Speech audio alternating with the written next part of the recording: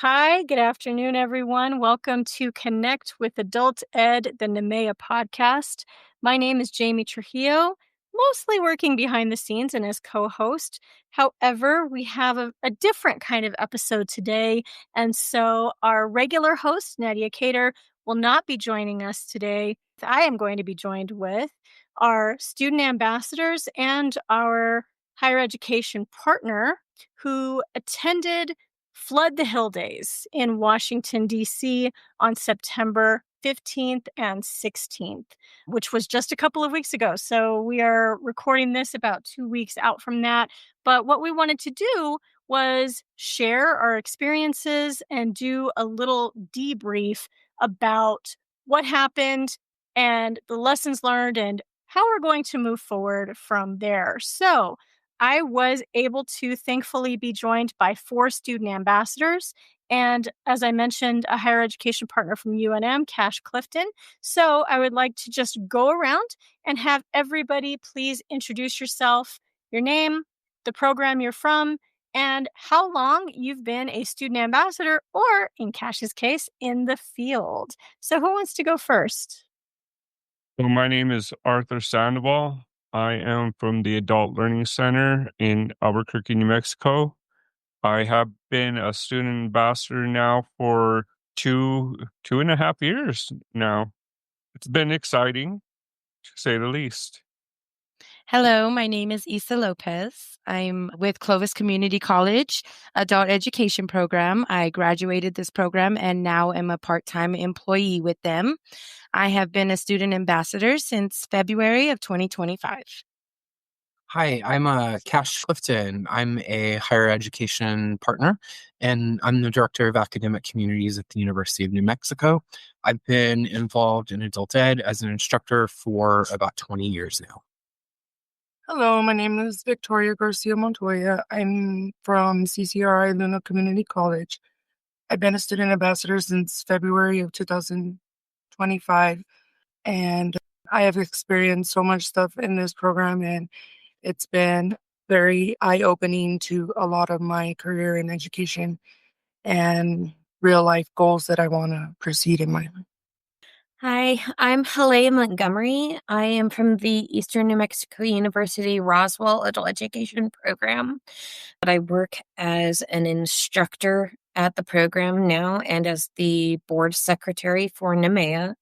And I was nominated to be a student ambassador by Jamie and another one of our former student ambassadors from our previous cohort in April of 2025. So it's been a awesome opportunity and a really incredible experience. Thank you. And thank you all so much. So again, just to do a little recap, what we want to start with is kind of our preparation. We knew about Adult Education and Family Literacy Week for quite a while. We knew about Flood the Hill Days, and we actually started talking about this trip back in February and then even more in March and April as we got more student ambassadors and we decided, yes, we wanted to pursue this. We wanted to go on this trip and have New Mexico represented in Washington, D.C. So, what, if anything, did you do personally to prepare for the trip to D.C.? So how I prepared was I was doing research online about the key points to bring up to our congressmen and senators about stats of how it would help. Education helps people and bring them into the workforce. And also, I went in front of the mirror and started practicing. And sometimes that is really crucial. That is really crucial when you're prepping to meet with somebody who has influence. It never hurts to try it out, see what your facial expressions are, your body movements, all of that. That's really wonderful. Thank you, Arthur. Isa, I believe you wanted to also answer this one. Yeah. So I actually prepared for my DC trip by fundraising. I made flyers with a brief description of my story. how I got started. I went around my community, handed those out. I even went and sat in a parking lot for a couple of hours and was able to advocate for adult education. Had my kids holding signs that said, "Adult education matters, honk your horn," and all that good stuff. I also was able to prepare in the sense of just being, I wanted to have like the correct attire. And so I went out and got a couple of business outfits so I could fit this bill. And then I also made sure to practice my story, kind of get that 30-second elevator speech down. So in case anyone had asked me, I had something to deliver right away. And it was important information in a brief time. That's a lot of preparation. That's beautiful. Thank you so much. And you had your family help you with it, which I love. Yes, thank you. So, as we all know, times are really strange right now, especially politically. We have been experiencing a lot of upheaval nationally, a lot of anxieties and fears and unknowns about budgets and different legislation that has been out. Adult education funding was frozen and then given to us. It was kind of like this tug of war that happened, and that's not over. The National Guard was sent to Washington, D.C. shortly before our trip. There were just so many events that happened. And so, my next question for you all is, given the current political climate, did you have any concerns about attending the event? So I was actually really nervous going to Washington, D.C. with the political climate right now. There has been a lot of negative rhetoric concerning individuals who are unwelcome or quote unquote undesirable in the country. And one of the types of individuals named is disabled people. And I am a disabled person. I require a mobility aid. I can't function as effectively as physically abled individuals can. And being one of these cruelly named undesirables is something that's very scary for me. And coming to Washington, D.C., fitting that description was something that made me really, really nervous to be there. That said, I had all of you guys there supporting me, making sure I was never alone at any given point. Arthur stayed by my side the entire time we were anywhere in public. So I never had to be alone. He made sure that I could keep up with the group. He helped me carry things so that I didn't have to be as slow as I might have been. And honestly, having the support system that I had with you guys made those concerns, those fears so much more manageable. And it made it a much more positive experience. And I wasn't drowning in my nerves as a result. And I was able to actually focus on why we were there and the work getting done. And fortunately, nothing happened. So, bonus. Awesome. Thank you so much, Hallet. You're so right. Sometimes when there are those things that are out there, in other words, like you said, having to have the use of the mobility aid means that it's very out there. It's very apparent, very visible. That can make one nervous, absolutely. And you are so right. We were staying together as a group, supporting each other, and that definitely, especially, given everything that has been happening, even for me, that really was helpful for me too.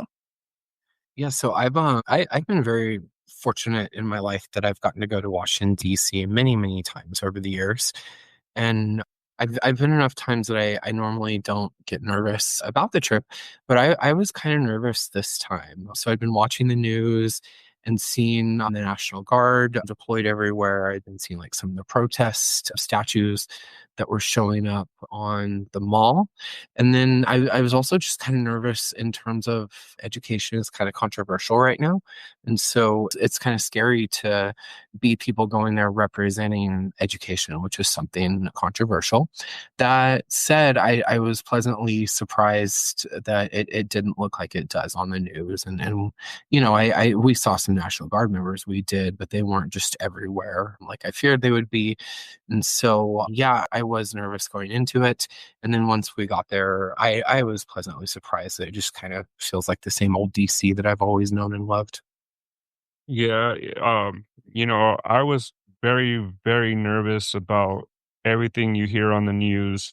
But not only that, the other thing was that I was afraid that we weren't going to have time with any staff members or any congressmen or anything. I felt like we were pressed for time trying to get things ready for the meetings and with the rain, of course, but it turned out amazingly well. And we actually got more time than I ever expected us to have with the staff members and was able to talk to them about how important adult education is. Yeah, I'd like to piggyback on that. I was pleasantly surprised by how accessible the staff members were. I was also excited to find out that our representatives have staff members here in New Mexico. So, for example, Issa and I learned that there are congressional staff representatives even in Clovis, which is my hometown. And so it's cool that they're so accessible. And I think that's a really great segue to one of our other questions, which is what was one thing that surprised you about the experience? So, is there anything else about that experience that surprised you all? So, how openly they were and receptive to us talking to them, and also amazing how friendly they were. Just recently, I saw on Facebook Melanie Stansberry showing her award that she got and thanking adult literacy for that award, for being a champion, for standing by education. I'm glad you brought that up, Arthur, because, when you talk about the approachability of the staff members, how friendly they were, I found that more and more the more I get to know these legislative staffers.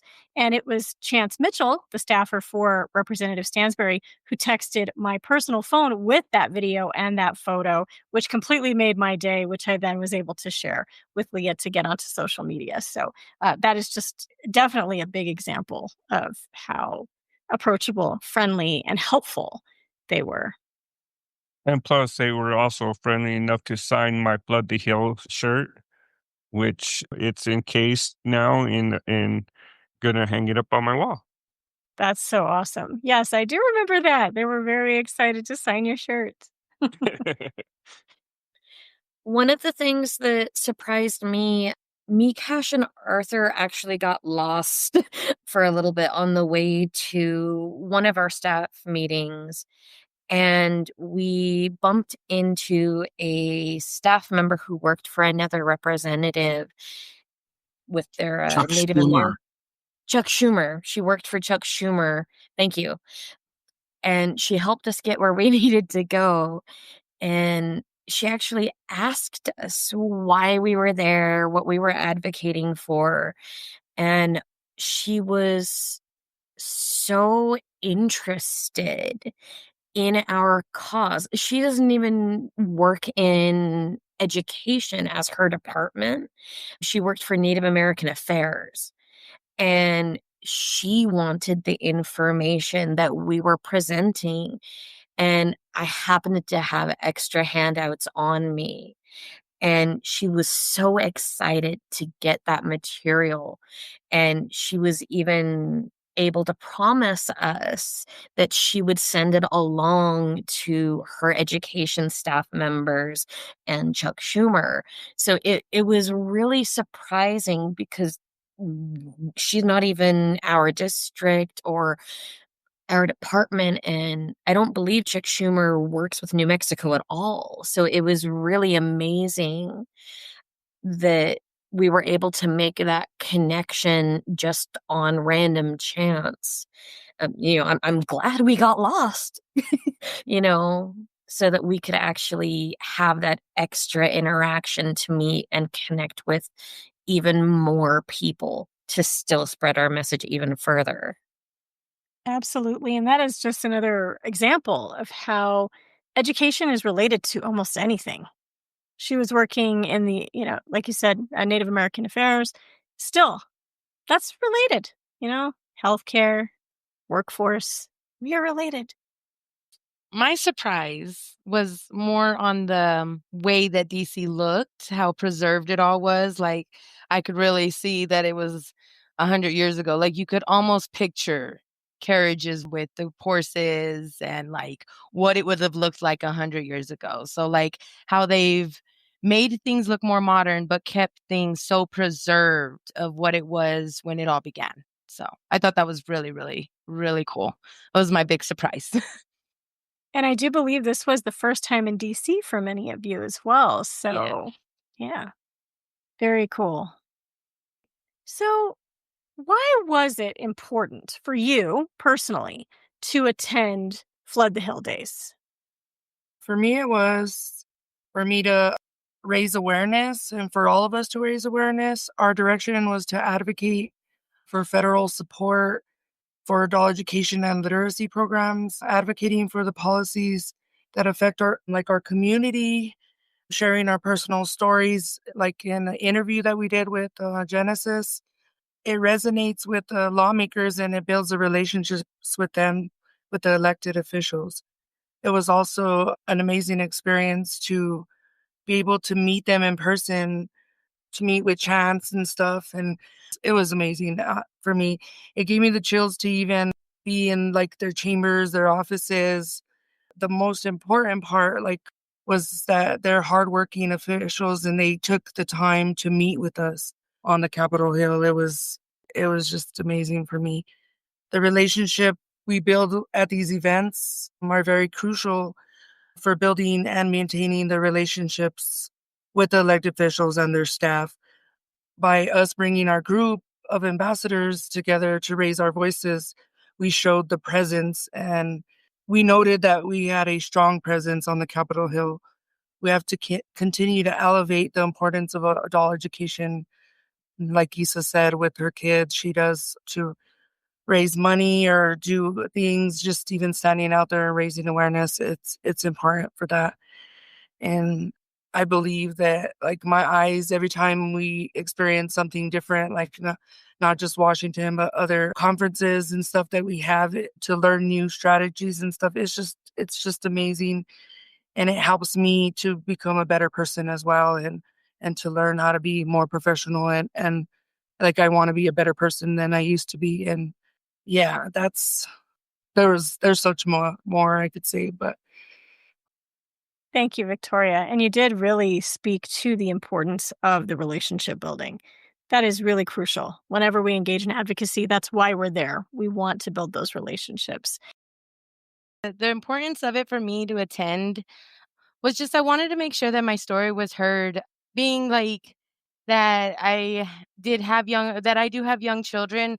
I wanted them to know that this was so important to me, that fundraising and getting to advocate gets to set that example for them, so they know that if something's important, do all you can to make sure that you're getting to reach your goals, your dreams, getting to be able to see things and do things that you want to do. So I just feel like it was my biggest importance to show my children that it's just, if you set your mind to something, it is accomplishable. So that's my really big of importance of why I wanted to attend so bad on these Flood the Hill days. I wanted to set the example that I want to leave for my children.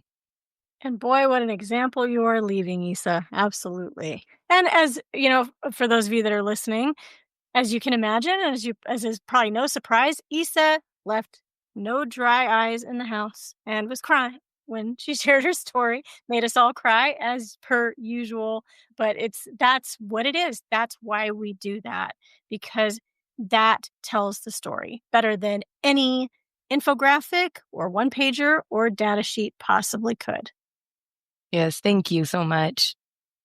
So, what was your biggest takeaway from the experience? We experienced so much, not just the legislative meetings, but a little bit of training that we got from COABE and the Penn Hill Group. We had opportunities to network with other advocates from around the country for adult education. We were able to eat together, spend a lot of time together. So there's a lot of different options here. What were your biggest takeaways? My biggest takeaway is that we can't do it alone. We all had to be there together as a group to be heard. Our legislators, our senators, our government isn't a one-man show. We cannot be a one-man show in adult education either.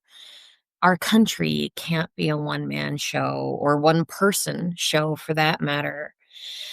And seeing the way things played out in our meetings, in getting to Capitol Hill, getting our voices heard. We all had to be a part of it together, even down to the training. It came down to every person who was a part of it and orchestrating it. We can't do it alone. There's no way to experience success of any kind, educational, career, or political. We can't do it alone. And having all of us there together really, really, really highlighted that for me, that I'm not alone anymore. I don't have to be alone. And I have so many wonderful, incredible people supporting me. And that was so monumental. And I'm so grateful for all of you. You remind me of an old African proverb that says something along the lines of, if you want to go fast, go alone, but if you want to go far, go together. And so I think my takeaway was similarly that there's a lot of power in our collective voices.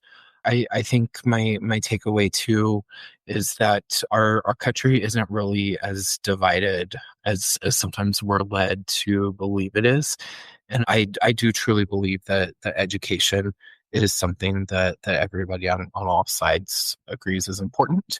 And I think it was really, really cool that we were able to go there and take action and try to protect education.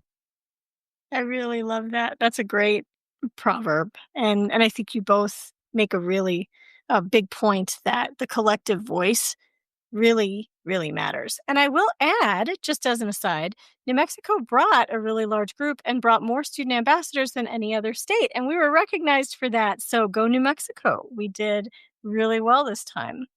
Any other takeaways? Yes. Knowledge. So, as actually going to graduate and then I'm going into political science. So, this gave me a time to learn how the inner workings of the government works and what to expect. And also, my other biggest take was how concerned they've been with the shutdown, with the funding of the education program and stuff like that. And so it kind of like strikes a chord with you when you hear these top officials asking you, are you guys going to be okay if it does happen? Are you guys well-rounded to handle this kind of situation? And it reflects on their character and how they absolutely care about education and the people that they're representing.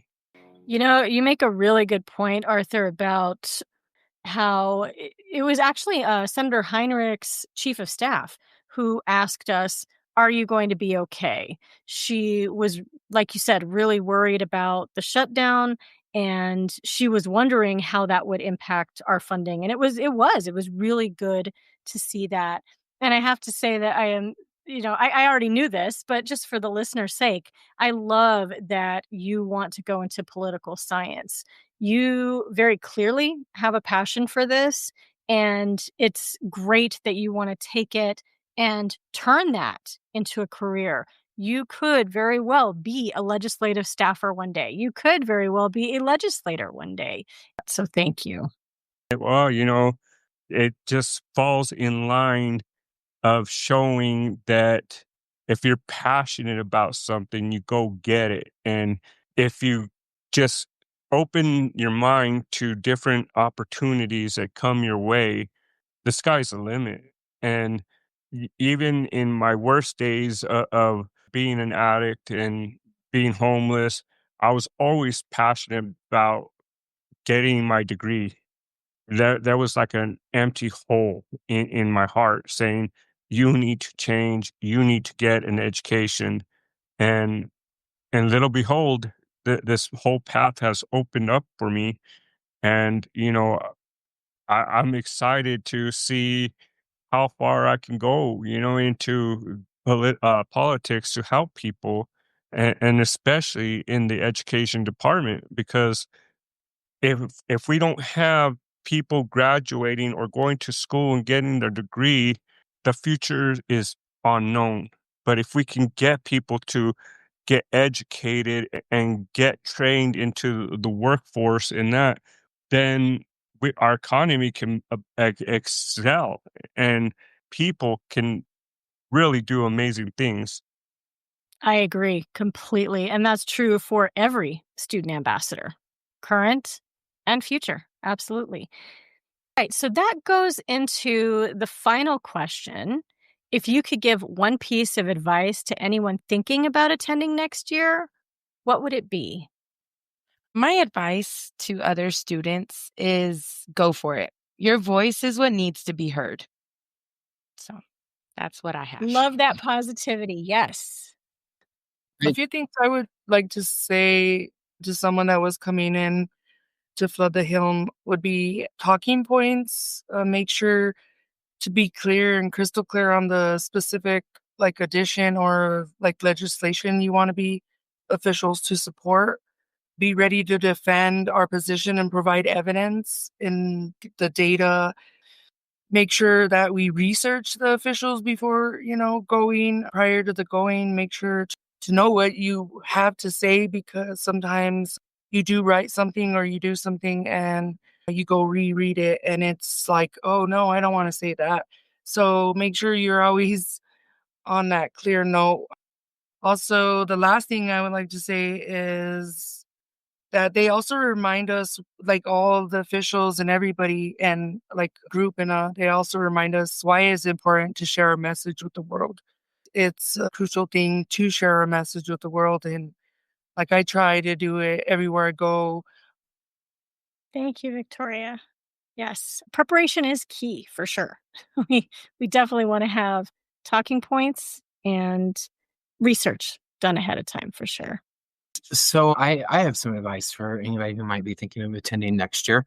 My advice is just to remember that you have as much right to go advocate for yourself as any of us do. You deserve to be there and have your voice heard as much as anyone.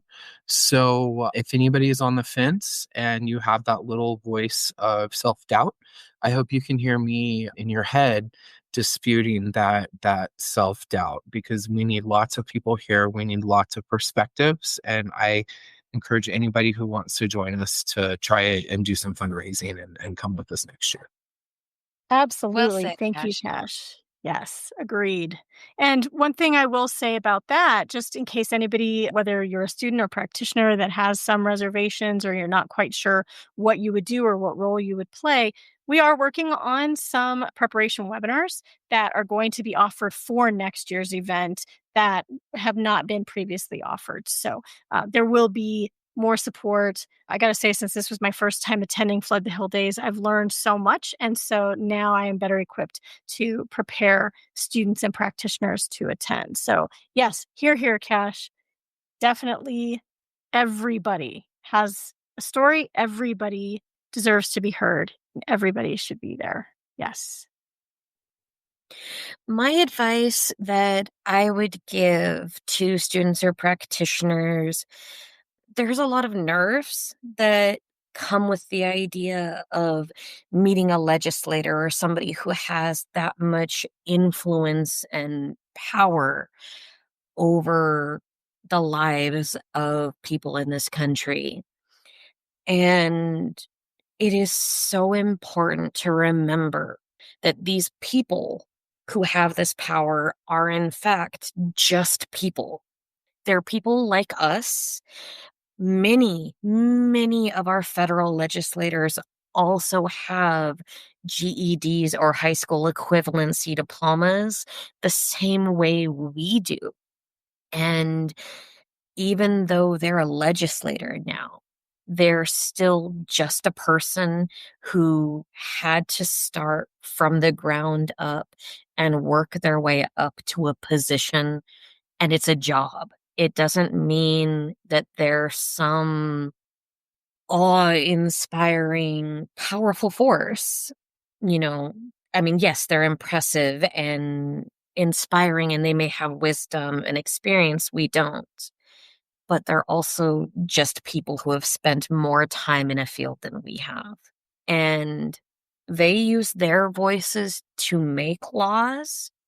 But as citizens, as voters, we get to use our voice to inspire those laws that they make. And that's why we were there, is to inspire the way they're going to make laws for education. And we did it.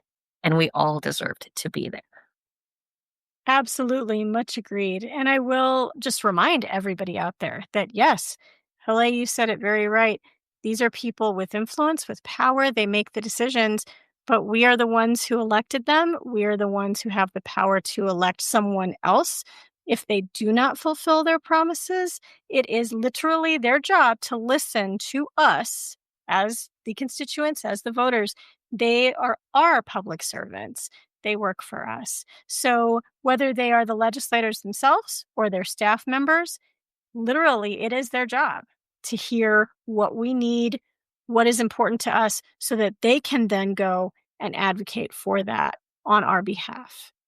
And I will say that over and over and over again. It's so important to understand that when we get nervous or intimidated by the power that they only have that power because we gave it to them.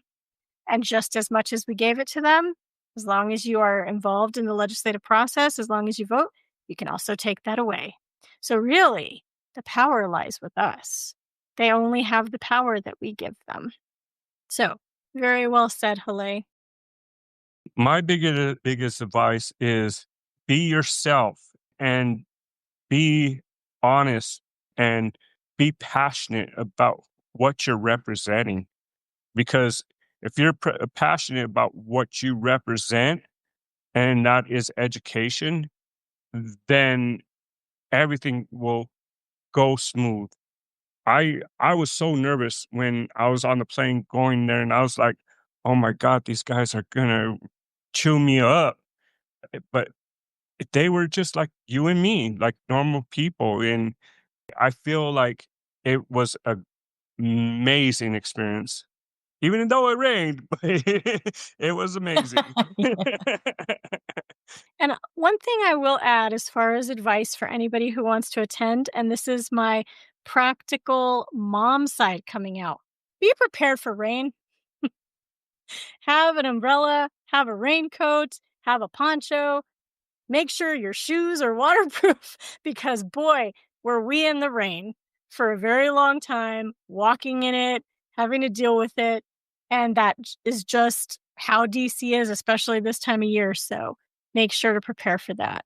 I'm all about the preparation. So prepare for rain. And we did not. I was the only one with an umbrella, folks. Yeah. And unfortunately, I had to Avoid wearing protect jeans. the papers that we had. I'm using the umbrella to protect the leave behind folders and the flyers that we had to hand out. And so I felt kind of jerky hogging the umbrella to save the papers. But yeah, that's what I had to do. So yes, prepare for Not jerky, rain. Jamie. Yep. That's smart thinking. That's what I had to do, right? That was also my mom's side coming out. Protect the papers. We got to get these papers to them. So Yes. yeah, definitely prepare in all of those different ways, and we will again next year spend more time preparing for that. And I will say it really was wonderful to hear everybody that attended just unanimously declare, yes, we need to start fundraising now so that more people can come next year. And so that is going to be our goal. We want to see more people from New Mexico coming to Flood the Hill Days. We want to have an even bigger group. We're going to have more say in our meeting schedule. That was another thing that was new for me. I did ask if we'd be able to set up the meetings ourselves if we have contacts. And yes, that is going to be possible for us. So it'll be a lot less of the walking between, far distances between buildings. We'll be able to cluster the meetings in a purposeful way. So I very much look forward to next year. I hope that everyone that is on this call right now is also joining me as veteran ambassadors for adult education, because we're all ambassadors, whether we're student ambassadors or practitioner ambassadors. We're all ambassadors. We're the voice of adult education. We are adult education and literacy, and our successes are everywhere. And that is important for us Everywhere. to share. Yes, Yes. it is important Let's for us to triple our share. numbers. I love that. Yes. Let's make that our goal. We're going to triple our numbers. 12 So ambassadors to DC 2026. that is so our goal. Yes, we're going to claim that right here, right now. You heard it, everybody. On Connect with Adult Ed, the NMEA podcast. You heard it first. That's what we're going to do next year. So thank you all so much for being on with me today, for sharing your experiences, for giving your advice and your takeaways. And I absolutely look forward to next year's Flood the Hill Days. Thank you so much Me for too. having Can't wait. Don't forget about My Adult Ed Story, a continuous project that highlights the lived experiences and origin stories of adult education and literacy practitioners. Each story is unique, and the more we learn about each other, the stronger our network becomes. Please consider sharing your written or audio recorded story with us. A link to the My Adult Ed Story page, as well as submission instructions, are included in this episode's description. We look forward to growing this collection. Connect with Adult Ed, the NMEA podcast, is a project of the Propel Professional Learning System and is funded by the New Mexico Higher Education Department's Adult Education Division. Thank you for listening.